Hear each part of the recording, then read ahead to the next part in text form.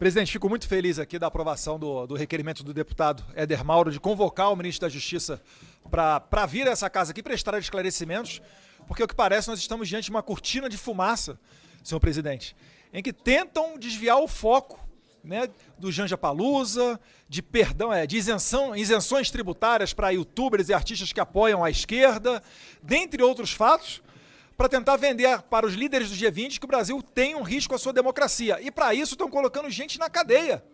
Querem nos fazer crer, prezado Aloysio, Farrur, que prenderam pessoas preventivamente agora, quase 2 anos após terem planejado lá atrás uma tentativa de assassinato. Só existe uma verdade, presidente. A única pessoa que sofreu, um político nesse país, que sofreu uma tentativa de assassinato, chama-se Jair Messias Bolsonaro, por um militante do PSOL, que entrou nessa casa aqui, ou supostamente teria entrado, né, no dia 6 de setembro, no mesmo dia que ele perpetrou a facada em Jair Bolsonaro.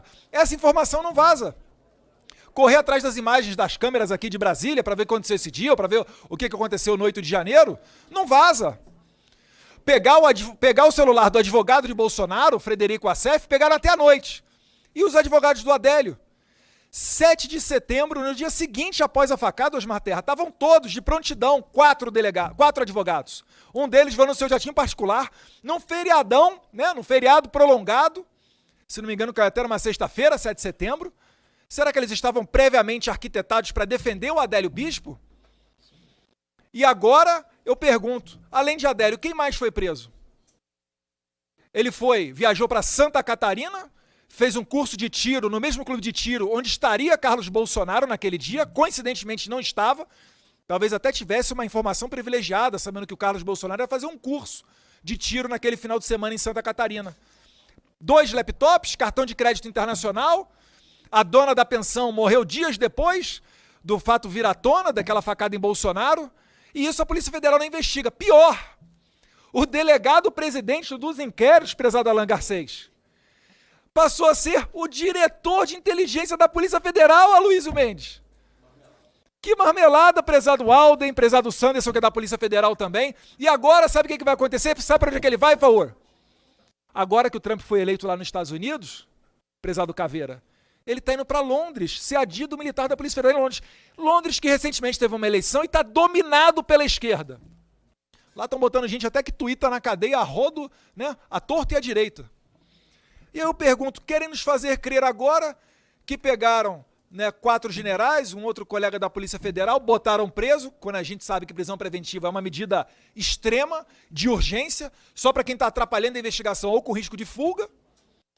Botaram esses caras 2 anos depois na cadeia. Aí eu pergunto, onde é que está o cara que escreveu para a Folha de São Paulo, Zuco Gilvan, desejando a morte do presidente Jair Bolsonaro? Será que isso não é uma ameaça ao presidente da República? Será que eu não posso imaginar que ele estaria pensando em matar o presidente da República? Não seria isso tão ou mais grave do que o fato que a gente está vendo hoje aqui, que está levando pessoas à cadeia? O que eu posso falar em matéria de crime de ódio, né, que não tem a definição legal, graças a Deus, da pessoa que joga bola com a cabeça do presidente Bolsonaro? Será que ele quer o bem do presidente ou será que ele está instigando novos Adélios Bispos? E Adélio Bispo foi um lobo solitário, né?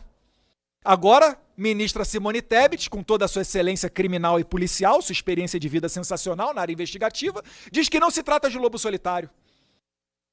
O outro lá, dizem que se matou com fogos de artifício, deitou a cabeça para se matar com os fogos de artifício, estou achando isso meio estranho, tem que analisar essa imagem para ver certinho se ele não foi de repente alvejado. Correram no dia seguinte, Alexandre de Moraes já estava dando entrevista, tinha imagem do cara solta. Será que soltaram a contragosto dos ministros do Supremo Tribunal Federal, as imagens do Supremo Tribunal Federal? E as imagens do 8 de janeiro que Flávio Dino não deu? Mas ao que parece é um conluio, onde até o ministro da Justiça de Lula vira ministro da STF e o ministro da STF que se aposenta vai para o Ministério da Justiça de Lula. É inacreditável o que a gente está vendo, senhor presidente, né? Então não tem como você não relacionar esses fatos e entender que nós não estamos diante de uma conduta grave. Até porque, na esfera da cogitação, não é crime. Para quem estuda direito, a maioria dos senhores aqui da área policial sabem muito bem, mas me permita aqui falar com o telespectador, para você considerar um crime tentado, ele tem que ser iniciada a execução. Você pode até, às vezes, trocar farpas aí com a sua esposa, o seu esposo, o seu filho, o seu pai dentro de casa. Às vezes fala até que vai fazer uma besteira, mas você não faz. Isso não é crime. Por quê? Porque é cogitação. Você não começou nem o iter crime, você nem começou a execução do crime. Né? De repente puxar a faca, espetar a faca na outra pessoa, ou puxar o dedo no gatilho de uma arma, ou tacar a pedra. Meu Deus do céu. Então, o que eu peço aqui, né, eu não quero esculachar o ministro da Justiça Lewandowski, não, tá? Mas eu peço respeito a essa casa. O senhor não está fazendo favor nenhum, o senhor está vindo aqui prestar satisfação, indiretamente, a pessoas que normalmente são os recordistas de votos nos seus estados. Para depois, senhor ministro, o senhor não ser interpelado quando vier a público pelos cidadãos comuns que não entendem como que um deputado que recebe quase 2 milhões de votos, que tem a atribuição de convocar os ministros, segue o devido processo legal, devido processo aqui dentro da casa, para chamar Vossa Excelência para cá, da minha parte não teria problema nenhum transformar em convite, mas para dar essas devidas explicações, como é que os senhores se reúnem no Palácio da Alvorada, na residência do maior opositor de Bolsonaro, com o 01 da Polícia Federal, que Bolsonaro sequer conseguiu nomear, né, o Ramagem, com o Procurador-Geral da República, com o ministro da STF, que vão julgar Bolsonaro e tudo relativo ao pessoal conservador, pessoal do 8 de janeiro. Como é que os senhores não querem dar explicações? A imprensa fez o papel dela, perguntou, ninguém deu uma resposta. Nós aqui estamos fazendo o nosso.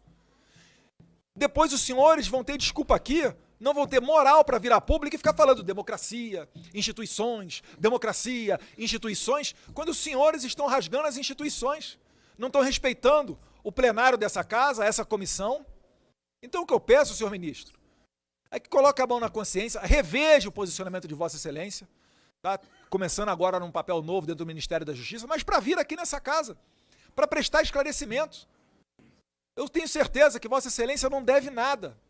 Pode vir aqui falar o que o subordinado do senhor, o diretor-geral da Polícia Federal, que infelizmente o presidente Bolsonaro não pôde nomear que ele quis, o único presidente da história do país que não pôde nomear o diretor da Polícia Federal que ele queria, que seria o Alexandre Ramagem, mas que vem aqui falar o que foi tratado lá. Porque se dia 13 de novembro ocorre essa reunião, dia 17 ou 18, que é hoje é 19, vem a operação da PF, no meio do G20, não está difícil de você conectar os pontos. Está sendo armada a casa de caboclo para tentar pegar Jair Bolsonaro. Todo mundo sabe disso. Eu pergunto aos senhores, os senhores acham, eu não estou instigando ninguém, pelo amor de Deus, conhecendo um pouquinho de povo que a gente lida todo dia, os senhores acham que será tranquilo mandar um presidente da República para a cadeia por envolvimento com 8 de janeiro, uma tentativa de golpe de Estado, segundo o argumento do seu 01 da Polícia Federal, num domingo de janeiro, que é férias em Brasília, com senhoras e pessoas desarmadas, às vezes até com Bíblia debaixo do braço, numa ação surpresa, onde envolveu mais de 1.500 pessoas, que foi o número de pessoas presas, onde essa ação surpresa não foi vazada por nenhuma das 1.500 pessoas. E aí os senhores vão mandar para a cadeia um cara que estava nesse momento nos Estados Unidos, que esperou sair da presidência da República, quando não era mais chefe supremo das Forças Armadas, quando não tinha gerência nenhuma sobre as instituições do Brasil, para dizer que esse é o cara culpado por um golpe de Estado, e os senhores acham que os senhores depois vão pegar avião, vão transitar em Brasília com tranquilidade? Não se meta na mesma prisão que está Alexandre de Moraes, senhor ministro Lewandowski. Alexandre de Moraes está preso, tem uma vida infeliz, tem que se entorpecer no mundo artificial que ele cria dos eventos para ser aplaudido por uma claque que não é de pessoas do mundo real, mas só de pessoas que têm um interesse no poder dele, ou às vezes até por medo. Quando acaba o poder da caneta, e um dia ele acaba, o ministro do STF se aposenta também. Quando eles não têm mais o poder, todos esses que aplaudiram viram as costas para ele. Porque sem a caneta ele não é nada. Ninguém gosta do Alexandre de Moraes. Onde ele chega lá em São Paulo, no Clube Ipiranga, as pessoas saem de perto. Outro dia foi jantar num restaurante de luxo, uma mulher se levantou e falou que não jantava do lado da pessoa repugnante igual aquela. E quando o clima esquentou, ele chamou os capangas dele que estavam do lado de fora e entraram para resolver a parada. O marido da senhora, provando que é macho, comprou a briga e falou: epa, daqui para frente, se o negócio é esse, eu estou no meio também. Essa é a vida que o senhor quer para você? Eu não estou ameaçando. Eu só estou falando que vai acontecer com um pouquinho de experiência que eu tenho no meu 3º mandato legislativo, senhor ministro. Por favor, compareça a essa comissão e esclareça esses fatos, finalizando, presidente. Porque o Brasil não aguenta mais essa polarização. Nós necessitamos, mais do que nunca, de uma lei da anistia para virar essa página, acabar com essa tensão e esse Congresso do presidente Fraga voltar a discutir matérias de interesse da sociedade. Muito obrigado.